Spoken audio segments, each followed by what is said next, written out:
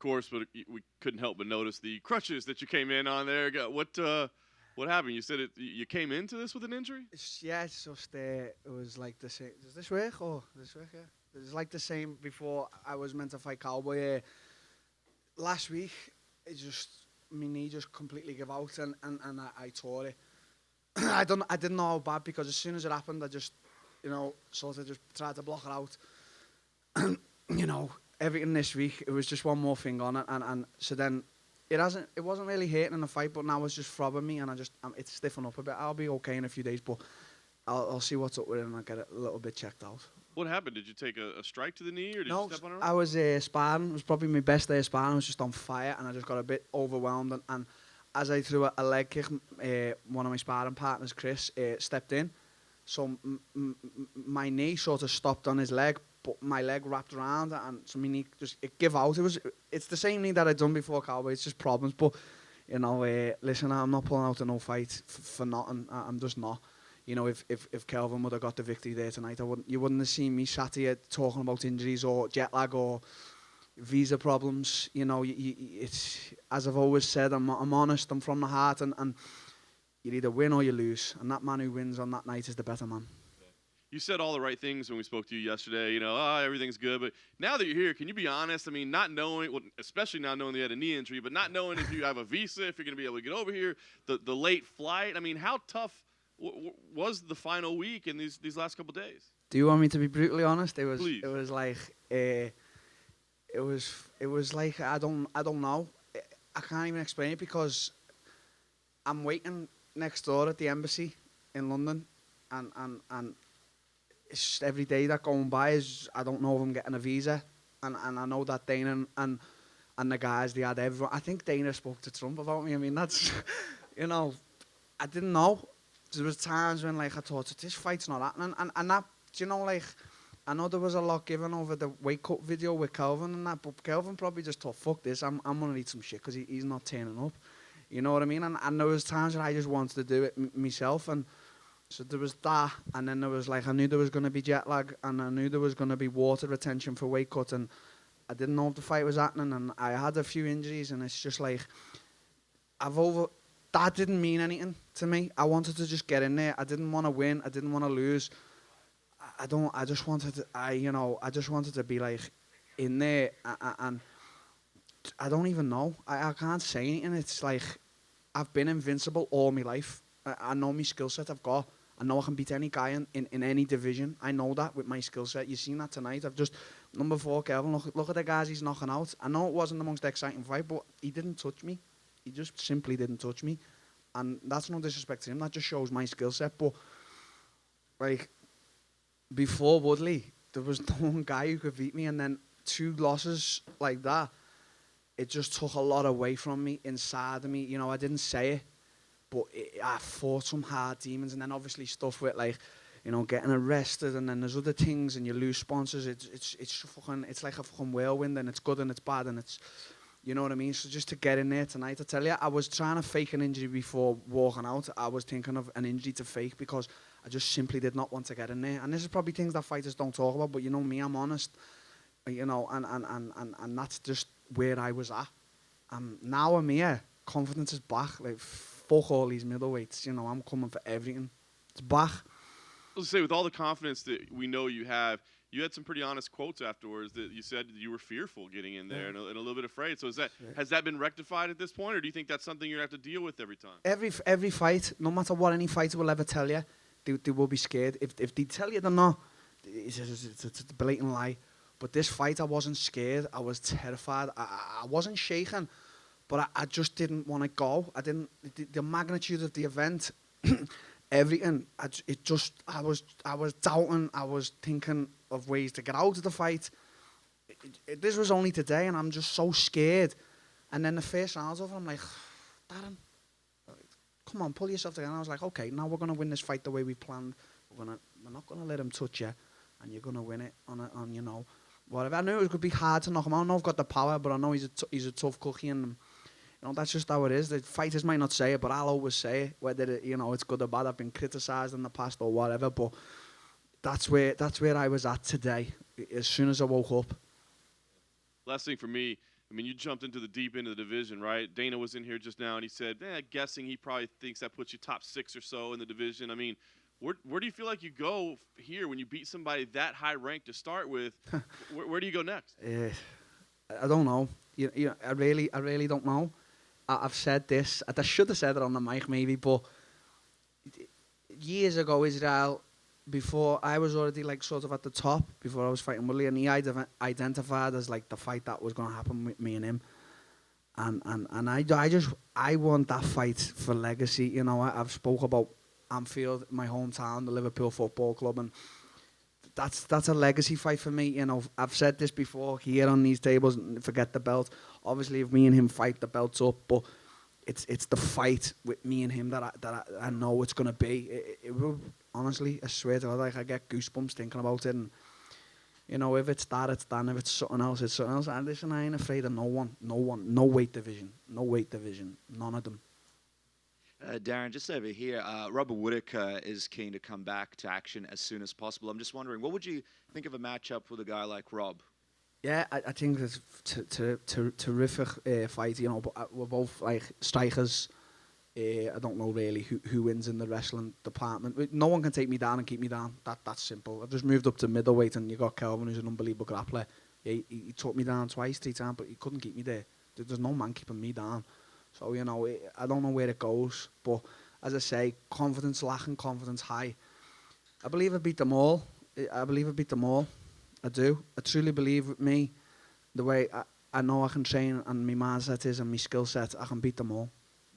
A lot of people sort of talking about Yoel Romero possibly getting this Oh, title. fuck that guy. Well, I don't want to ever fight him. He's a beast. I was going to ask you, he's coming off a loss. Yeah. A lot of people are saying you're now coming off a win. I mean, logically, don't you think it makes sense for you to fight? Listen, not make sense anymore. We've just seen the 2 gangsters fight for the BMF belt. You know, I'm gutted the way it ended. You know, I wanted to see a 5-round war. It was a good fight while it lasted, but anything's possible. 3 losses. After I was coming off 2 and they put me in with Calvin, anything's possible. If it's Joel, if they wait for Costa, if it's someone else more deserving than myself, so be it. And then if it's me at the end of it, you know, I'm not gonna say no. You know what I mean? There's a few watches I want to buy, so it's a payday as well. So let's do it. But for now, I'm so thrilled just to be in this. You know, I just co-main evented 26 years of age at Madison Square Garden. You know, I'm doing things that I never thought would be possible. And just last one from me, Israel Adesanya obviously here this week. I'm just wondering, did you get a chance to speak to him at all? You guys have a lot of respect for each other. Have you run into each other at all? We always chat on Instagram messages. I send a few memes and that. Like he's a cool guy, and you know, it's the same thing what I said about Masvidal. 100% of me is happy for what he's doing. A few people have said like, "Oh, you're not angry because of what he's doing now and stuff." But when he fought me, it wasn't Till versus Masvidal. It was the Darren Till show in London. That's what it was, and then he took that from me. And the only thing inside of me now is to be there now. You know, getting all this attention, and so you know, Israel, me and him are good, but we're gonna fight and we're gonna try and take each other out, and maybe one day fight Masvidal again, get that a big rematch. He just told me in the lobby that he'd move up to middleweight. You know, I'm a scary middleweight now. I'm not cutting no weight. Darren, you got 15 minutes over here. You got 15 minutes of experience fighting at middleweight. Overall, performance-wise, how'd you feel fighting 15 pounds heavier? I don't really know. It didn't seem like much. Kelvin, he felt like the same amount of strength as Woodley when he had me against the cage, but I was turning him. But I do like sometimes to be on the cage. I like to think, and I know I'm very good in my defense, but I'm sure there's guys, as I said about Yoel, who I'll feel it a lot more with if I ever fight some guy like him or stuff. But I feel like I'm at the right weight. Everyone looks at me now. You know, I'm no welterweight. It's just simple. You know, you can size a guy up and you can look at me from my build, but it's also my legs. My legs are humongous, so I'm just no welterweight. You know, I'm a middleweight. I'm probably not the biggest or the strongest, but you know that doesn't mean everything in a fight. You know, extra 15 pounds, it doesn't really mean a lot. To me, it's all about skill set. Was the weight cut difficult? I mean, is there? Can you put on more weight? Because you did say how you felt like he was a bit stronger than you. Yeah, I feel like I misjudged it, but I feel like the flight just had me, it got me, because when I got off the plane, when I looked at the scales, I expected a certain weight, and it was like 2.5, wasn't it? Over what I was expecting, and I was like, oh fuck, like I can't be dealing with this welterweight cut again. Fuck that. So it was funny because then it was like 4 o'clock and they were saying to do this and that. I was like, fuck all that. I'm here to cut weight and fight. So I went, I cut weight, and I got all my weight off. There was like 1.5 kilos, 2 kilos left. And I said, okay, I'm going to rest for a few hours and then I'll do my last little bit. And, it wasn't a struggle. It wasn't. And next time we'll be better. But there's been a lot of shit this week. So the weight cuts, knees, all that shit, it doesn't really fucking mean anything. Fighters might say it. Fighters might make excuses and that, but I'm not about that life. You know what I mean? I get in there to fight, and win or lose, the man who wins is always the better man. That's how I see it. And fans, media, and many people weren't really too happy when this matchup was first announced. They thought maybe it was a little too much for you. Do you think people forgot about your skill set and maybe made too much about your losses? People forget that Stephen Thompson just took Vincente to town, and they forget what I done to Thompson. Now, you can think, well, you didn't do anything, but I played him in his own game. Whether you say I won or he won, I played Stephen Thompson, considered one of the best strikers in mixed martial arts, at his own game. Nearly stopped him in the 5th. So people forget. People forget all of that. Do you know what I mean? And then they're thinking, oh, Darren just goes in there to knock him out. They forget about my IQ and my skill set. So, tonight they remembered. But there's always going to be all that shite. You just, as I say, the good and the bad, you just have to deal with it. But I got like a nice feeling inside of me because of how many people doubted me and how many people I know who don't think I know doubted me and stuff like that. It's very rewarding. Darren, congratulations for getting back in the winning ways. Your friend, the Gypsy King, Tyson Fury, the lineal heavyweight champion, has recently stated he wants to get into MMA. Yeah. He's been calling out Stipe, Francis Ngannou. Francis is exchanging barbs with him. Let's be real. You're a realistic guy. Does he have a chance to winning in MMA if he competes? Tyson's my boy. He's proper my boy. We're under the same the same management. Any guy gets in there tries to strike with Tyson. I had one of my sparring partners, a heavyweight, Tom, even said to me, he said Tyson is untouchable. He's just so good. But then you have to bring all these other factors in, takedowns and kicks and stuff. I just believe in a little bit of training, yeah. So if he wants to train with me or Connor, whatever be, you're going to train with me, obviously, because we're MTK for life. But I think people want to say things, he's in WWE and all that. But look what he's making this be massive in America now, and he's making this big name, and he's making money for his family, and he's a clever man. And you got to always go back to that Deontay Wilder fight, a guy who's only 15 stone, how hard he punches at that weight, and Tyson just gets up from the dead. So he'd do well. He'd fight Stipe, Francis. My money's on Tyson, but he definitely needs to know, and I'll tell him myself that he's got to learn some certain things. MMA is different from boxing.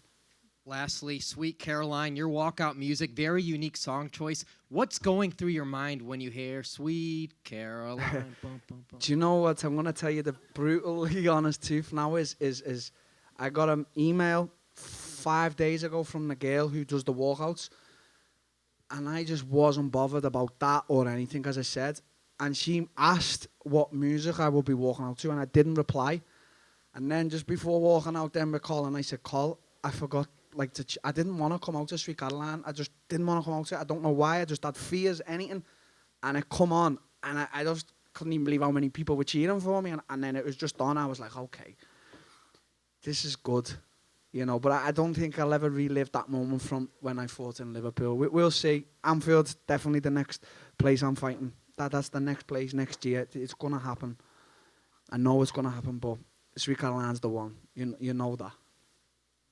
Darren, where do you rate this in your career moments? Obviously, you headlined Liverpool.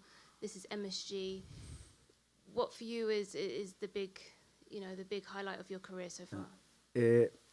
Everything, the highs and the lows, the losses, the wins, the controversy, everything.